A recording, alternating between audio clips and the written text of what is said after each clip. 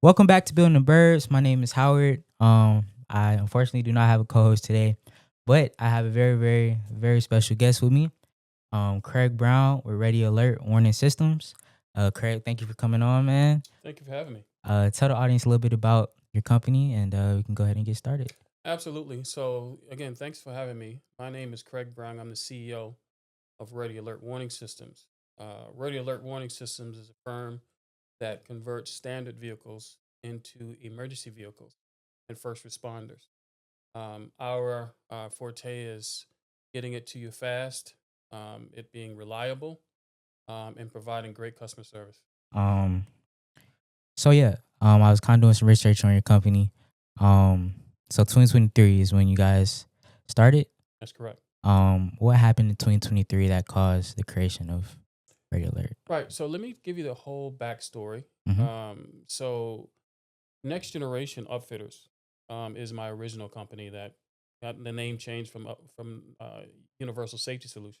Okay. And we did strictly just converting vehicles into first responders. And I quickly realized that while I was doing that business, um, there was a huge backlog and a huge delinquency in getting vehicles to the customer, the agencies. Mm-hmm. And one of the reasons was because of the huge backlog that the major competitors had. And one thing that contributed to that backlog, there was a lack of parts that it Okay. can be installed. And it's because of the huge supply chain issue that stems from both an influx of parts that are required, those parts having to come from overseas, and the lack of planning of those companies overseas to actually provide those parts to the uh, upfitters that are the major ones in the United States. So I said, you know what? I want to service my customers better than my competitors do. Mm-hmm. So we started to investigate how we can make and manufacture our own parts in the United States, Okay. and bypassing that supply chain issue that stemmed from overseas, mostly in the likes of China and Taiwan, for example. Mm-hmm. So we started to do that. When we started doing that, it actually ventured me into other things that tackled my background, which is in um, military as well as in IT. Okay. So our systems are computer based, whereas our competitors is a bit more antiquated. Yeah. Whereas just a relay, press a button, turns the light on, press a button, turns it off. Ours is more computer based, where we can have a plethora of benefits and features that we offer. So I began to make those parts again initially for the ease and the fixing, if you will, of the supply chain. But then I quickly then tapped into my background in IT to advance that technology to where now we actually convert those vehicles into smart cars, which Mm-hmm. basically makes those vehicles a partner for the police officer. Wow. Wow. So, and that was actually gonna be one of my questions. Like, how do you guys separate from the bigger companies in the industry? Yeah, Uh, yeah. So it's important because relationships is huge in this industry. mhm. So since we're so new on the block, there's been there are some upfitters and manufacturers that have been in the game for decades. So it's very difficult just getting on the block and trying to Yeah. penetrate. So we had to really evaluate what the agencies need, and that's all. That's police, fire, EMS. Hmm. We evaluate what they need, what can make them more efficient and more responsive. So we put some time and effort into developing products and solutions to help with basically multiplying the officer in the small agencies, for example, and also ensuring that the cost is manageable to those agencies as well. And I heard you say that you were in the military. Yep. Thank you for your service, man. Thank you for your support. Um, so talk a little bit about that. Kind of like your journey. What kind of one made you want to go into the military? Yeah. Talk a little about that a little bit.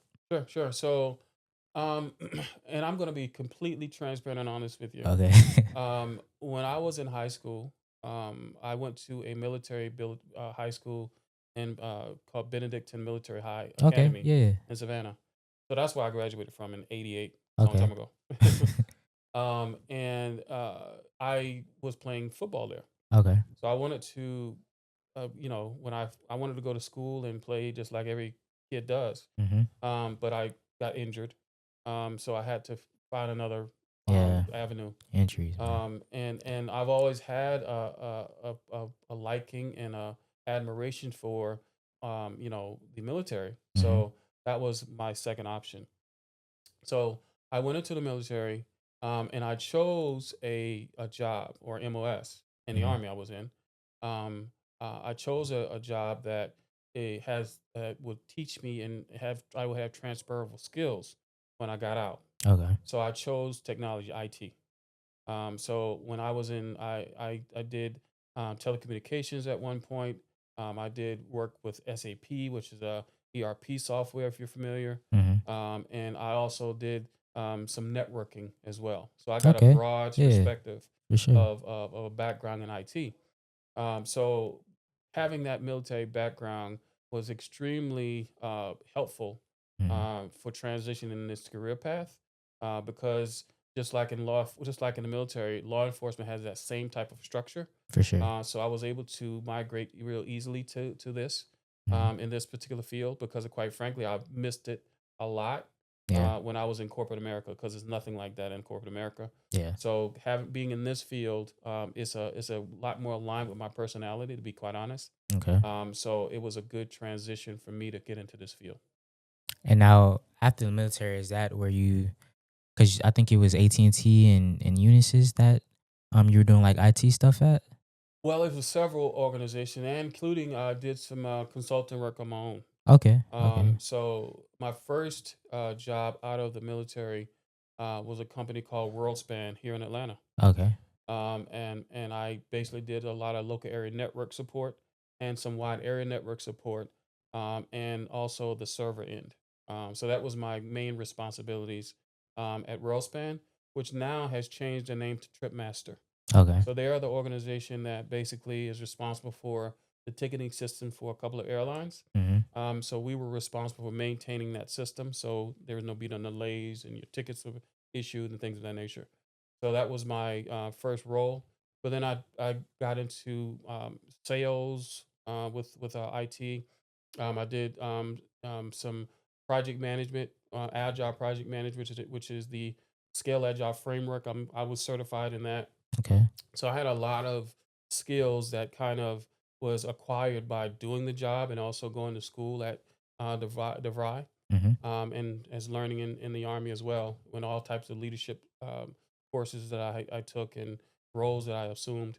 But that journey took me to where I am now.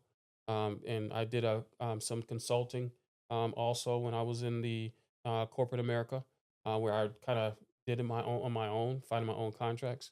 Mhm. But then after a period of time in IT, working with SAP, I said, "Oh, you know what, I want to try to venture into something else, Mhm. utilize my skills in IT and in project management and those type of components or skill sets, and I wanted to apply that to doing what I'm doing now, law enforcement." And I'll tell you the reason why I got into it honestly was because when I had a partner of mine Mhm. who was a police officer for 18 years. He was about to make this big arrest, Mhm. and he mentioned that when he went to turn the lights on, the lights didn't come on in his vehicle, which is some of the things that we done. Yeah. So the perpetrator was able to get away, Wow. and he was at the time spelling a lot of drugs Yeah. and turmoil in the community in which we're both familiar with. Mhm. So he said, Craig, if you were to get into this business of upfitting vehicles, you would do great. And we can utilize some of the things that you and I talk about in regards to the technology and how it can apply to making our first responders more reliable and more feature rich. So I decided to do it and I liked it. Wow. Um, and saw in addition to that, like you had like a plethora of different products on your site. So Yeah. can you kind of talk about that a little bit? Absolutely. So, as I mentioned earlier, the competitors that are in the market basically have, their products that are pretty. Not, I don't want to use the prehistoric because that Hmm. sounds bad, but Yeah. it's basically a pretty basic. Like I mentioned, you press a button, lights come on, sirens come on, and press another one, and they go off. Yeah. Our technology, one of the main product is what we call our main controller. Okay. That main controller is a computer-based solution that basically is all touchscreen LCD, Okay. but it has a plethora more of features. Whereas we can command it via voice, we can have it to um, adapt to different scenarios to where Hmm. it can respond. For example, our technology integrates with drone systems. Okay. So Cool. if there is an issue that is identified by dispatch center, or it's a facial recognition that happens with the video surveillance cameras, Hmm. that can automatically trigger off a an alert that would then put into action a drone system that then flies to the location and starts to film that area. Mm. That video then is fed back to the officer's vehicle, and they can see it on the screen of our controller. That compares to the old analog press a button, come on, press it, coming off with their Yeah, for customers sure. or our competitors. So that solution allows us to be extremely useful in a vehicle that our competitors are not doing today. We have that patent technology again that we call our main controller. That is the cream of the crop Yeah. of the bunch. Then we have other products that would allow us to improve tremendously the install process. Since that's going to shrink the supply chain issue of getting vehicles to the customer. Hmm. And then we have another product called our power analyzer that distributes power to all of the resources within the vehicle. That'd be all of our parts, the lights, your radar systems, your camera systems that are in the vehicle. All of those things can be managed from this box or system that basically has embedded virtual fuses within it. And you can also control each channel that powers all of these different devices to ensure that you can troubleshoot very easily to see what have went down. And you can also set the amount of voltage that goes to each channel, which goes to each section of the vehicle. Man, that's Yeah. that's amazing stuff. Hmm. I mean, like from a technological and product level Hmm. standpoint, like you guys differ from your competitors, Greatly. Yeah. especially like the big ones and stuff. Hmm. So from a customer standpoint, like while you do differentiate in that standpoint, like from a credibility and trust kind of thing, like how did you guys get the customer to trust you, Hmm. um, even though y'all have all this amazing technology? I'll tell you how it is not easy. Yeah. The because they're so used to a certain thing, a certain way, Hmm. whereas they're going to go to who they're familiar with, especially law enforcement, Yeah. right? Yeah. And what we had to do is just be consistent, right? I'm not going to say we were always perfect because we Hmm. weren't. There's turmoil, there's turnover in any organization. But when I got some good guys on my team and gals, I basically made sure I took care of them, make sure they were happy so they can take care of the company and take care of the customer most importantly. So our response rate when anything may go amiss, Hmm. because it happens, it's a technology, Yeah. we are extremely responsive. Any of our customers would attest to that. I don't care how many times, I don't know when, I don't care when. If I get a call or a text from any of my customers, I'm responding as the CEO of the company. Yeah. That's Of big. course, the other resources in our organization will respond as well. But I'm big on that, Yeah. making sure that they are taken care of because at the end of the day, what we do, I look at it as very serious because Oh it yeah. saved lives, Yeah. both from the officer standpoint or the first responder standpoint, but also the general public standpoint as well. Yeah. Because I mean, I can only imagine like a good bit of your products are literally like people depend on it for life and death situations. Absolutely. Yeah. So for sure. Um. So talk a little bit about those challenges that you kind of faced in the early stages. Whether that's like with staff or on a product level. What are some challenges that you kind of saw? Yeah. So in the beginning, when we first started, Mm, we had issues with um, making sure that I had my team to adapt the same level of concern and quality that I have, okay. right? Because employees, if they are the wrong employee or they're just not right for the job, would do whatever it takes to get their paycheck, right? For Which sure. is understood, Yeah. because you have to have a paycheck in order to live. But at the same token, the longevity is just not in their mindset. So, as a business owner, it has to be in mind. Yeah. So when they are on a site or they're doing an upfit for a customer, they Mhm. may try to cut corners.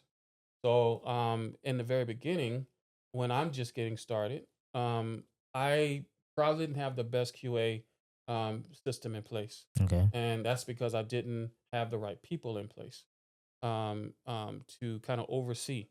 And I, trying to so hard to grow the business, to get it established, Yeah. maybe not crossing all of my T's.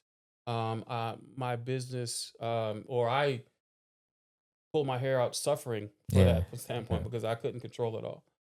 So what I had to do is I had to take a step back and I had to say, okay, now I'm going to apply the same skills and knowledge that I have in IT, but doing QA and testing and so on and so forth to make sure that nothing gets out of my shop without it being ready to go. Right. Right. So in doing so, and then being extremely responsive to the customers, um, that is what build my credibility and build the trust of my customer base. And I'll tell you, when you have a customer base in the field of law enforcement Mhm. specifically, everybody talks. Yeah. I can So imagine. Yeah. so the good and the bad is going to be spread like wildfire. Yeah. For So you sure. want to make sure it's good. Yeah. All right, guys. We're gonna take a quick short break. Then we'll be right back. This podcast is brought to you by Hatchbridge Incubator. Hatchbridge Incubator is a partnership between Kennesaw State University and the Cobb Chamber of Commerce. We offer entrepreneurs the programs, the support, and the accountability that they need to build their businesses. We have programs and we have facilities for them to use. So our new facility will launch off of Chastain Road in the summer of 2025. We'll have 9 private offices for companies. We'll also have dedicated hot desk space for them to work at, and we'll have an event facility there as well. Learn more at hatchbridge.com. Tell me a little bit about what's next. For Ready Alert Warning Systems. Yeah. So we were able to obtain some pretty substantial contracts Okay. through the RFP process with the government.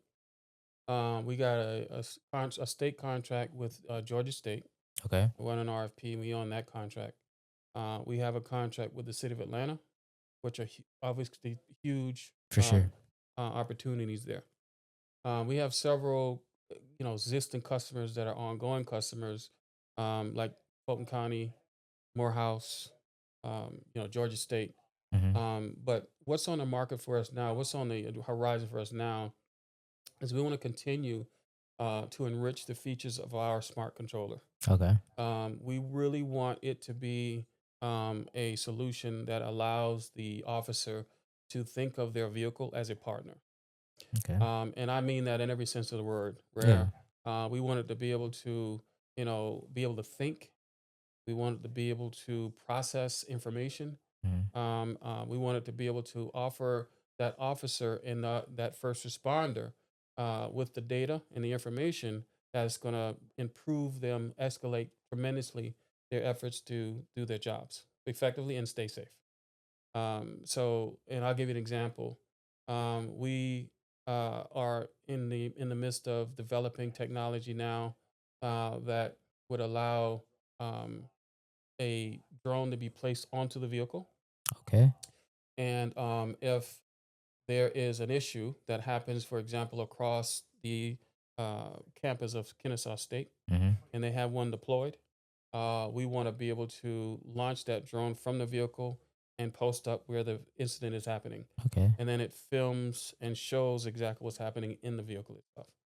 So that type of thing. So it can do recon. It can go directly to the site and be like do a recon for the officer before he gets there. Mm-hmm. He's already prepared of what's coming.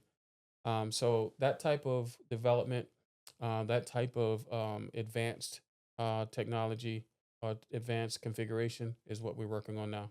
Okay.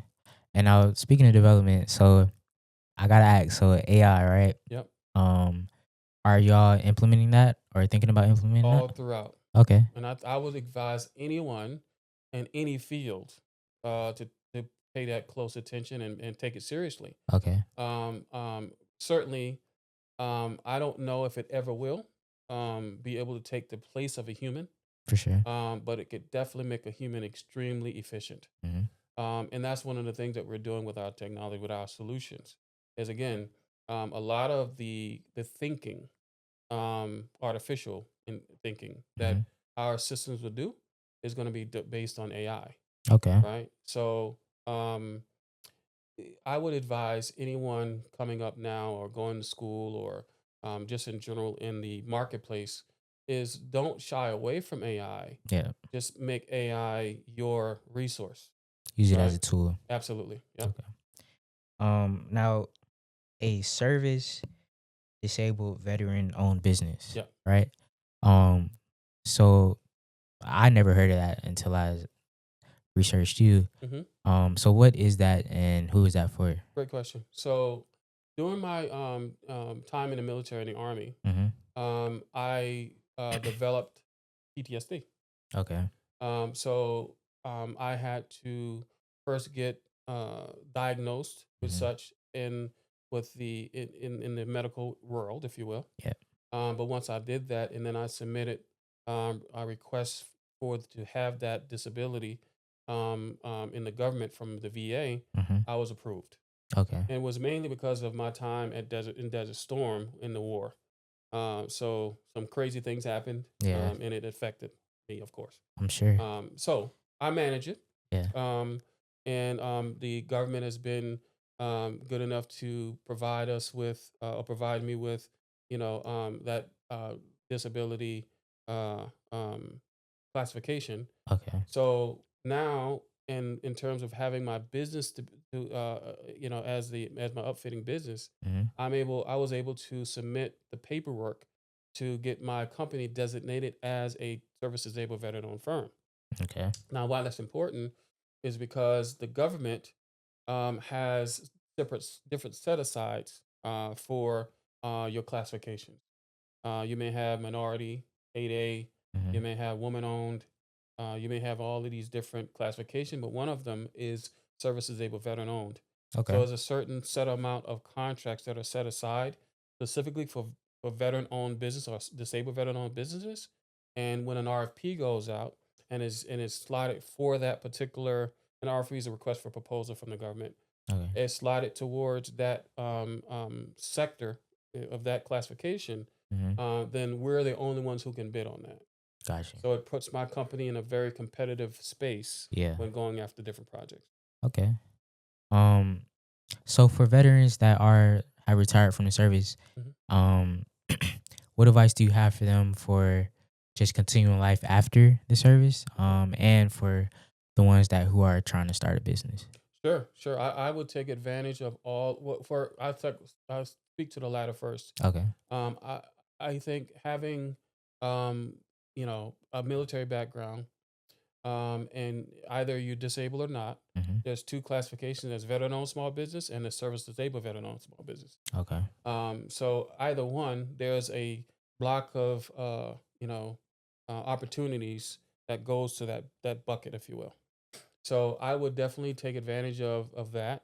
I would take advantage of all of the skills that you've acquired over your military career, Hmm. and just in general in life, because in the market of business, there is sometimes a lot of or a lack thereof, leadership skill sets, and in the military, that's top notch leadership, For right? sure. You progress there. So I would suggest that they do whatever it takes to get classified, and then again apply their leadership skill set, to excel in their space. Okay. What was the other question? Uh, the other question was just life in general for retired veterans. Right. So life in general as a retired veteran, you've done your time. Hmm. You have served your country proudly, and now it's time for you to take those skills and take that great experiences that you have and apply it to the real world. Yep. I think that the position of America right now, some would think is in complete disarray and turmoil, Hmm. and some would that mindset would be correct. However, with proper leadership, we can lead ourselves out of that. And I think because there's a lack of leadership in all aspect of our America, Hmm. I think they can contribute greatly to us towards righting the ship, if you will. Okay. So I think that they should be focused on that as well. For sure. Um, I want to make sure I'm saying it right. Um, yeah. So the community safety project that you did, So what? community safety project, Yeah, the Markela Watch project in Allendale. yeah. Talk a little bit about that. You did do your research. Yeah. So there was, and this is dear to my heart, but Okay. I'm gonna let you know what the goal was, and I'm gonna tell you what the results was. Okay. So the goal was that Markela was a bright, beautiful young lady, 14 years old, Okay. that was caught in the middle of gang violence, in a small town, Hmm. in down in South Carolina.